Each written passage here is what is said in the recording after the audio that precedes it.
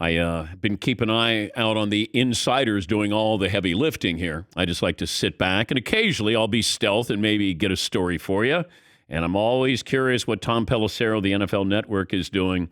You can follow him, Tom Pelissero, on Twitter, at Tom Pelissero. Last 2 weeks, now that's been March Madness, Tom, with everything that's happened the last 11 days. I ran down the list of Russ was a Seahawk, Brady retired, Wentz a Colt, Adams a Packer, Ridley wasn't suspended, Mack was a Bear, Von Miller free agent, Trubisky with the Bills, Deshaun Watson prepping for the grand jury, and Troy Aikman and Joe Buck worked for Fox.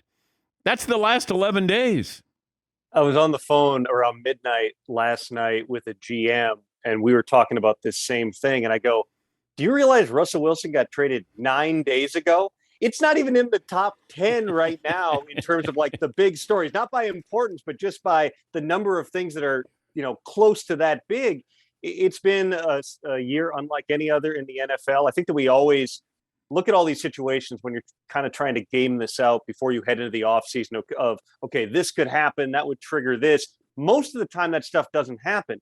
This year, it actually is happening. And I think that that's also a function of the direction that the NFL is going. When you come out of an offseason a year ago where you had a Matthew Stafford who said, I want to move on. The line said, okay, we'll accommodate you, have a blockbuster trade going to the Rams. You had Aaron Rodgers who made his feelings known and generated real change that led to different roster moves and then a new contract in this offseason.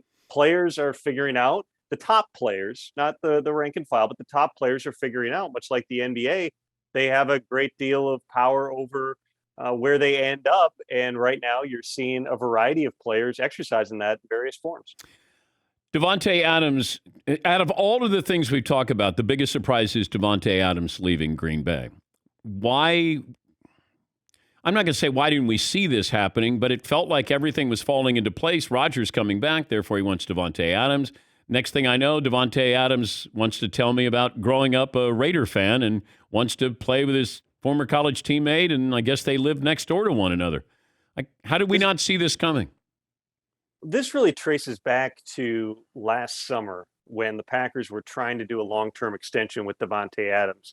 And one of the issues in the wide receiver market has been the fact that Julio Jones, on the extension that he signed in Atlanta, I want to say it was before the 2019 season, at $22 million per year, has been the highest paid receiver on a traditional extension for several years now.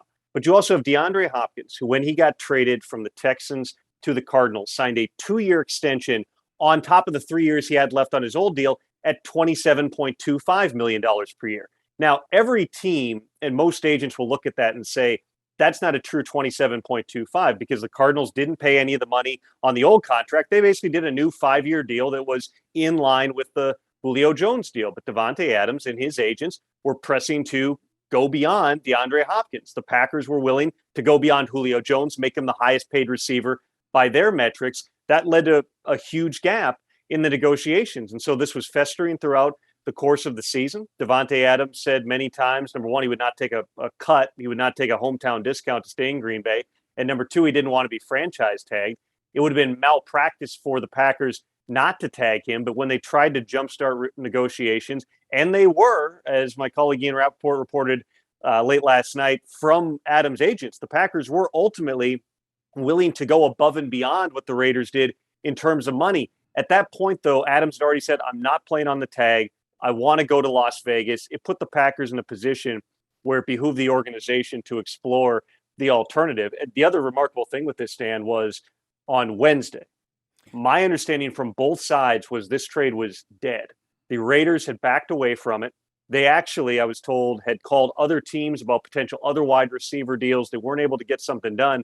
They came back to it on Thursday. They upped their offer to the 1 and the 2 this year. Things accelerated quickly. They had that monster new contract that does go beyond DeAndre Hopkins in place. And now Davante Adams is a very rich man, and Aaron Rodgers is a man wondering who he's going to be throwing to in 2022. Okay, if Aaron Rodgers had known this, would he have re-signed with Green Bay? Aaron Rodgers knew about the frustration for Davante Adams, and the Packers had looped Aaron Rodgers in on the trade conversations, not putting him on the phone with the Raiders, of course, but I mean, they had talked with him. Coach Matt LaFleur had spoken with him. Rodgers, more than anyone, understands what it's like to be frustrated with the Packers and frustrated about why they wouldn't step up sooner with the contracts. That's literally what played out last offseason with him and triggered that entire chain of events. So really from this point forward, it's about what can they do. And I would tell you this, Dan, the Packers are going to be aggressive. They're going to be looking in the trade market. They're going to be looking in what remains of the free agent market. I anticipate that their wide receiver depth chart is going to look vastly different in the days and weeks to come than it does right now. Well, I'm wondering about this. You got Julio Jones, Jarvis Landry, Juju Smith-Schuster, Odell Beckham might be out there. Am I missing anybody? Those are some of them. Odell, you remember he tore his ACL, retore it in mid-February. So if you're talking a normal 8 to 9 month recovery, he's not playing before middle of next season. And so that's going to affect, obviously, with the money he gets. It's going to affect the Rams, which is part of why they went out and got Allen Robinson. Robert Woods right now is available. He's also coming off an ACL. So that's a guy that Matt LaFleur overlapped with the Rams. He potentially could be a trade target for Green Bay. The other guys, I mean, Julio is sitting out there. Juju is sitting out there. Marquez Valdez-Scantling, was with the Packers and is not yet signed. It's still on the free agent market. And then some of those, those veterans like the Jarvis Landrys who have been released as well as Julio, all those are potential options here. You know that Rodgers wants to have guys who have done it. Not to say that he won't work with a rookie, but if you look at the history of rookie receivers with Aaron Rodgers, usually their production has an uptick 2-3 years in. Well, Rodgers isn't worried about 2024 at this point. It's about how are we going to do this in 2022. So they'll go out. I would anticipate they'll acquire one, if not two veterans, and that may happen sooner than later. Tom Pelissero, NFL Network reporter. Where do we stand with Deshaun Watson? Deshaun Watson eliminated the Browns on Thursday morning and caused an entire storm with that announcement that we can discuss as well. Last night, he eliminated the Carolina Panthers. And so at this point, Watson's choices are down to the Falcons and the Saints. The Saints were really the front runner from go. They have the most win-ready team outside of arguably Cleveland, of course, but Watson didn't want to go to a cold weather place in the northern United States. But you've got a Saints team that's got Alvin Kamara. They've got Michael Thomas. It sounds like Watson's been in communication with both those guys on practically a daily basis. They've got talent on that roster. And then you got the Falcons who are kind of still in this transition phase. I mean, Dan, I'm standing here talking to you right now, and I'm not sure I can name 3 receivers on the Falcons' current roster. They got Kyle Pitts. Yeah. I do know that. Olamide Zaccheaus, I believe, was back on an RFA tender. Yep. I'm sure somebody else out there is thinking, why don't you think of this guy? I can't even name him off the top of my head. So the thing is, when you have this type of a trade, and we're talking about unprecedented compensation in terms of 3 first-round picks, additional picks, and likely a player involved as well, you run into this issue of, okay, we're getting the quarterback, but now we have vastly fewer resources to go out and put pieces around him. So if you're joining a team like the Falcons that's in this transition phase, even though they do have really good players like A.J. Terrell on defense, Kyle Pitts on offense, you have to wonder about that. And so that's definitely part of Watson's decision-making right now because he's got personal ties to Atlanta. He knows Arthur Blank, former Falcons ball boy. He'd love just on a personal level to go back there, but you have to weigh that out. I mean, Deshaun Watson has lived the life of a guy who threw for, 4,500 yards and went 4-12 on a terrible team. He doesn't want to be a part of that again. So that's part of what he's evaluating here. We thought the decision was going to come yesterday. That was the plan. By late last night, it became apparent that wasn't going to happen because most of the owners he'd be calling were in bed. So the hope is that he's going to make a decision today because there's so much business around the NFL that is held up right now between Matt Ryan's future, Baker Mayfield's future. There are free agent quarterbacks like Jameis Winston and Marcus Mariota who are waiting to see how this plays out as well. There are other free agents at different positions wondering where this is going to go. I mean, there's a lot of dominoes that this Watson decision is going to knock over. Yeah, and Jimmy Garoppolo as well. Baker Mayfield, how much leverage does he have to truly get out of Cleveland? Leverage is a fair question, Dan, because he's under contract for, I believe it's about $18.8 million on the 5th-year option this year. Like any quarterback, if you decide to carry it out into the offseason, you're talking about not having the starting quarterback there through OTAs, which are all voluntary, not there in the offseason program. If you skip minicamp, it's a relatively moderate fine of a little over $100,000 if you miss all 3 days. Now you're into training camp and you have that cloud that hovers over the organization. Do the Browns want to be a part of that, or do they want to move on? What I was told yesterday was when Deshaun Watson informed the Browns that they were out on him. The Browns were reaching out to Baker Mayfield, and they had talked with him. They had let his representation know at the combine that they were going to be examining options. But for Baker Mayfield and knowing his makeup, this is just not a situation he wanted to be a part of. So what I was told was they reached out to him and said, hey, we'll come down to Austin. We'll meet with you. We'll talk it out. We want to find the path forward. You're our guy.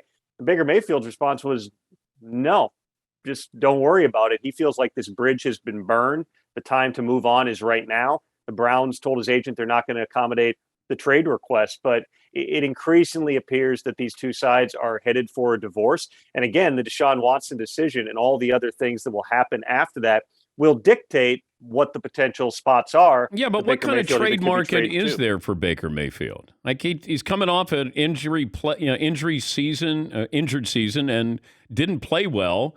So I see. This is where I was surprised that they put out that letter saying goodbye to Cleveland. Because if you're Baker Mayfield, knowing his makeup of being a competitor, it's like, hey, you want to flirt with him? I'm still the quarterback here. I would play this out in Cleveland, and if I played well.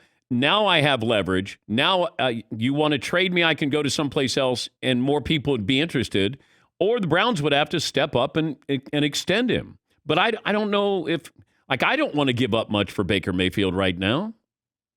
There's not a lot of precedent. It's happened in the league, but there's not a ton of precedent for number one overall pick, but really any first-round quarterback to play out the fifth-year option. So already Baker Mayfield was in this weird lame duck territory where, yes, the message would be, hey, come in, ball out for $18.8 million. If you do that, you're going to be getting paid $40 million plus in a long-term extension. If you don't, then obviously, all parties are going to move on. So you can get on board with that at some level. But then when you have this very public flirtation with Deshaun Watson, it does change just the dynamics a little bit. I mean, Baker is a big personality, right? He's going to lead a certain way in the locker room. And, perhaps on some level, when it feels like that's being undercut, his ability to lead that way, that has an effect on the situation. He's just, the feeling is, from what I was told, he feels like that bridge has been burned. He wants to move on. What the trade market would be. Again, $18.8 million is not an astronomical number for another team to take on. And Baker, 14 months ago, he was leading the Browns to their first playoff win in like 26 years. They went 11-5. I think they scored 40 points in that game. It's not like he's been a bottom five quarterback within the NFL. At his best, he's been certainly a sufficient starter for a team. And so there's a handful of teams that have unsettled quarterback situations right now. You've got teams like the Seahawks, where, remember, GM John Schneider is close with John Dorsey, who drafted him number one overall. Scott McCloughan is close with Schneider, was advising Dorsey at the time. You can envision a scenario where, hey, bring in Baker, have him compete with Drew Lock. There's all kinds of different things, Dan, that could end up happening here. But you're running out of chairs. I mean, this really is a game of musical chairs. There's only so many places that guys can go, which is why, Mitch Trubisky jumps quickly on the Steelers offer for the chance to compete. There's not a lot of places that Baker or any quarterback at this point is going to be the walk-in-the-door starter outside of Indianapolis, which I imagine is going to know pretty quickly after the Watson decision what direction they're going to go as well. Yeah, but if Chris Mortensen's source is correct that the Browns wanted an adult at quarterback and they were reaching out to Deshaun Watson, like, how clueless can you be that you want an adult and your adult is Deshaun Watson? I can't speak to Mort's reporting on that particular subject. I certainly understand why there would be certain frustrations from the Browns organization about what happened in 2021. I mean, you finally get a playoff win. You seem to have momentum. You got a really good young roster, and you just struggle throughout the course of the season. But part of it was, you mentioned it, Dan, he played hurt. And this is one of the things that I think, and this is not a defense of Baker Mayfield, it's more of a broader point. Everybody always wants to say, the guys that play hurt, oh, they're so tough and it's so respectable. And boy, he's doing it for his team. No, it was a mistake. It was a mistake. When you play badly and you're hurt, nobody's just like, well, he's playing badly because he's hurt. But man, good effort. No, Baker sucks now. It's like, I was at the game. I think it was against Arizona where he popped the shoulder out for the second time. I mean, I thought the guy had like broken his arm. I mean, he went down. He's writhing on the ground in pain. I mean, he was playing through a lot. He was playing in the harness. The shoulders popping in and out. He had like a calf or some other issue that actually was the worst injury throughout the course of the season. That's the one that wasn't getting better. I mean, he played through a lot. Again, I'm not defending Baker Mayfield. I'm just saying anytime you got a guy who's playing through a bunch of different injuries, you have to, just like Jimmy Garoppolo last year, where he hurts the finger and then he throws a terrible interception in Tennessee. It's like, Yeah, quarterbacks are hurt. You're not going to play as well.